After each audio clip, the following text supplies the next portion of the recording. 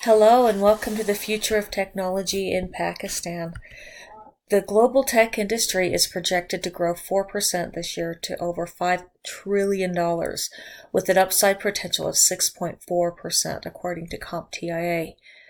In India, technology companies have driven growth, created jobs, increased access to resources, education, and healthcare, resulting in falling poverty and improved lifestyles. According to a report by NASSCOM, India was ranked the third largest startup ecosystem with over 4,200 startup operations in the region.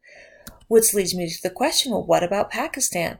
Are they the tech giants that India has become, or is it even on their horizon? Unfortunately, from what I'm finding, the answer is no. When we're talking about technology, we have several different pieces, and the first of it is manufacturing and exports. So in tech exports, Pakistan in 2002 really didn't do that well. They had about $202 million exporting from information technology gadgets. However, that figure more than doubled between 2014 and 2015. They were up to about 530 million as a foreign exchange. And 2017 to 2018, they increased their foreign exchange generation to $1.2 billion. So they are creating a lot of technology for export, but unfortunately, the majority of the users are not Pakistanians. And we don't see a lot of hope for change of this in the future. At least in the next 5 years, the increase in exports may go up, but the usage does not appear to be going up. One of the big reasons for that is computer literacy.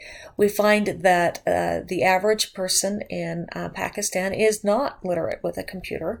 Microsoft came in to start up what they call a computer literacy program. And when they first started, they just had 700 students. They're quite happy now with their thousands of students that have joined.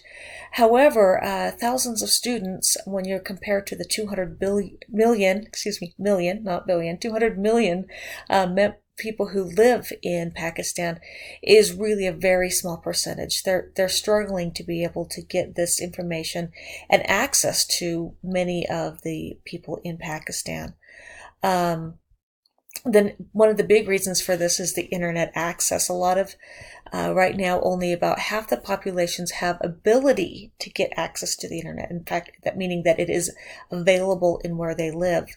But that being said, as of January 2019, only 22% of the population of Pakistan had internet. Which was about 44.61 million people. One interesting thing with that from the year 2018 to the year 2019, although the population increased by 1.9%, which was 4 million, the internet users did not increase at all. So not only is the internet usage become stagnant, it has actually kind of decreased a little bit. Some of that we see from Freedom on the Net 2018 report. It shows that Pakistan actually gets a poor review as far as freedom on the internet. They gauge obstacles to access, limits on content, and violation of user rights very high. It makes it very difficult for users to be able to use the internet in a way that is free for them to use it. And the next piece of that would be social media. And we see here with social media that they're much further behind than many other countries. This is a few years ago, but you can see that the Pakistan had only a 4% penetration comparable to Laos or Bangladesh, where the average in Asia was at 23%. So they were like 1/20 or 1/5 of percent of what the rest of the people in Asia were, just with the amount of people that were using it. And with the level of the technology not growing and the users not growing on the internet, we don't see that growing as much. We also do see a lot of the users who are trying to use it being blocked from their accounts based upon if they get too verbal against the government or other things like that they're not happy with. Software engineering is where India really has grown a lot and where we're hoping to see increased growth. The Pakistani Technology Council, their whole thing is to try to streamline and organize technology education at a national level. But what ends up happening is we're getting a wider divide between the educated and the uneducated. Instead of this technology helping to bring them together, it's actually creating a further gap. Pakistan has one of the lowest literacy rates in the world. According to UN, at almost 55% of Pakistanians are illiterate. And what we are learning is that those are uneducated and unable to read will not benefit from an increased availability of technology. And even though we do see some of these large companies coming in, such as Amazon, brought to us by the Pakistani government, who is offering promotional startups and given 3-year exemptions from taxes, where they're bringing them in is to these large cities here.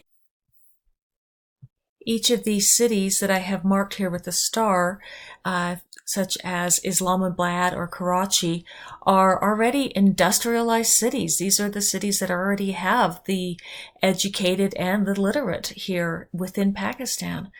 So I think that as we look at the future for technology in Pakistan, unfortunately, we're going to be looking at more of the same. And unless we can fix the education and we can fix the illiteracy, and be able to tear down some of those walls in the education process, we're not going to see the growth in the technology sector that we see in India and in some of the other places in the world. And if I can get to the next slide, here's some of my sources. Hopefully you enjoyed hearing a little bit more about the Pakistan government and their technology. Thank you.